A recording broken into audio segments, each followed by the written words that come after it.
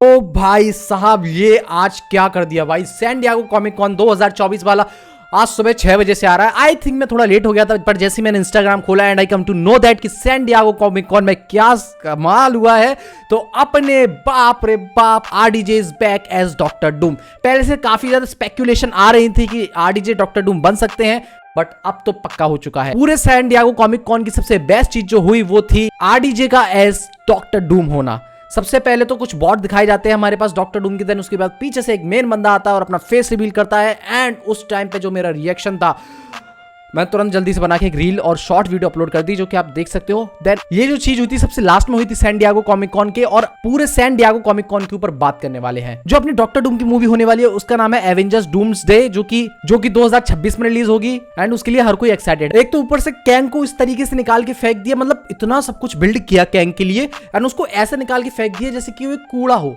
And करतूत ये करोगे अपने कैंग बाबू तो यही होने वाला है, क्योंकि इन्होंने कैंग को बहुत ही अच्छे तरीके से सेटअप कर दिया था। अब now it will be very interesting कि ये रॉबर्ट डाउनी जूनियर को, मतलब अपने डॉक्टर डूम को कैसे सेटअप करेंगे। क्या उसके भी कई सारे वेरिएंट हो सकते हैं, वो तो आगे जाके सीरीज में पता ही पड़ जाएगा, मूवीज में वो किस तरीके से दिखाने वाले हैं। सबसे पहले हम बात करने वाले हैं captain America brave new world के बारे में। जी हाँ, इसके बारे में भी बहुत सारी चीजें आई।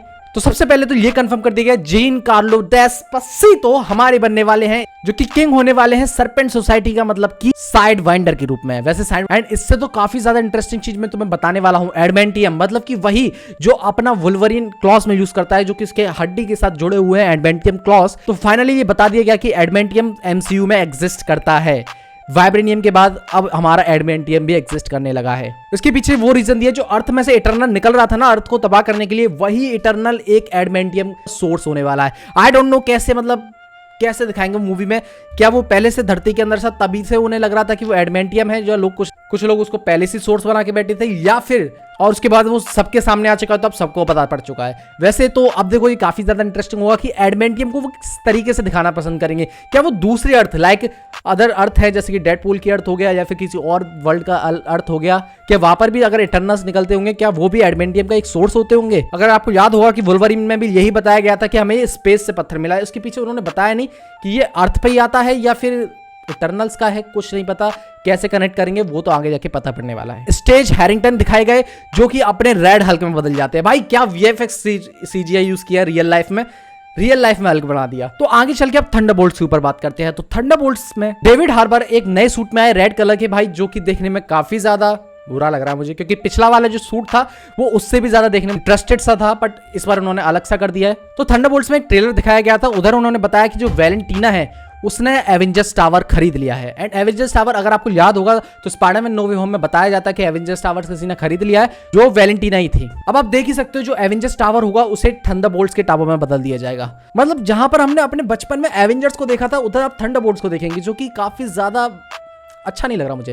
देन अगर हम बात करें फैंटास्टिक फोर में, द फैंटास्टिक फोर का नया नाम रख दिया गया है द फर्स्ट स्टेप, मतलब बच्चों की तरह जो बच्चे अपने फर्स्ट स्टेप रखते हैं, ऐसा कुछ। क्योंकि तो ये मूवी होने वाली है 1960 के फ्यूचरिज्म में, मतलब जो आपके सामने फैंटास्टिक कार दिख रही है वो भी मूवी का पार्ट होने। एंड थंडरबोल्ट्स की एक बात करना तो भूल ही गया कि जो उसमें सेबेस्टियन है, उन्होंने बताया कि वो अपना आखिरी बार निभा सकती है, क्योंकि उन्होंने बोला कि मेरे पास सिर्फ 9 लाइफ समझ लो एक तरीके से, बकी कब तक ही जिंदा रहेगा। तो वो बेसिकली बताना चाह रहे हैं कि थंडरबोल्ट्स में उनकी लास्ट मूवी हो सकती है एज अ बकी।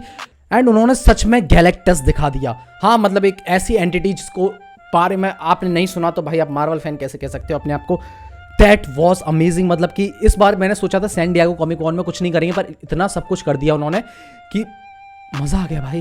एंड सबसे लास्ट में आके बात करते हैं सबसे ज्यादा इंटरेस्टिंग चीज की, फाइनली डायरेक्टर रिवील कर दिए गए एवेंजर्स 4 एंड एवेंजर्स 5 के। एंड हमें पता है कौन होने वाले हैं, वही डायरेक्टर जो कि एवेंजर्स एंड गेम के थे, रूसो ब्रदर्स। पहले स्पेकुलेशन लग रही थी कि ये शायद डायरेक्टर बने या ना बने, बट अब नाउ ये ऑफिशियल हो चुका है कि ये are the director, they are the director of this movie. Then उन्होंने बहुत कुछ बातें कही कि हमने इतनी सारी मूवीज बनाई है मार्वल के साथ, एंड काफी ज्यादा सारी मूवीज हिट गई हैं, तो इसी वजह से हम वापस आ रहे हैं। वो रिटर्न भी करते हैं, एंड देन वो उसके बाद रिवील करते हैं एवेंजर्स सीक्रेट वॉर का लोगो, जो कि रेडिश था थोड़ा सा और देखने में काफी ज्यादा अच्छा लग रहा था। देन उसके बाद जो सबसे बढ़िया चीज हुई सैन डिएगो कॉमिक कॉन की, that was revealing RDJ as Doctor Doom. सब कुछ एक तरफ, पर आरडीजे भैया अपने एक तरफ as a Doctor Doom. Deadpool ने सही कहा था, मेरी मूवी के बाद दिन वापस आ जाएंगे मार्वल की, क्योंकि डेडपूल को कहीं ना कहीं तो पता था कि आयरन मैन मतलब अपना आरडीजे वापस आएगा एज अ डॉक्टर डूम। तो देखो तुम्हारे इसके ऊपर क्या ख्याल है, मुझे वीडियो में जरूर बताना। एंड आई नो मैं वीडियोस ढंग से नहीं डाल रहा हूँ क्योंकि मैं हूँ आलसी। सब्सक्राइब कर दो, इसमें अपना आलसपना कम कर दूँ। मिलते हैं नेक्स्ट वीडियो में। Till then tata bye bye and good bye.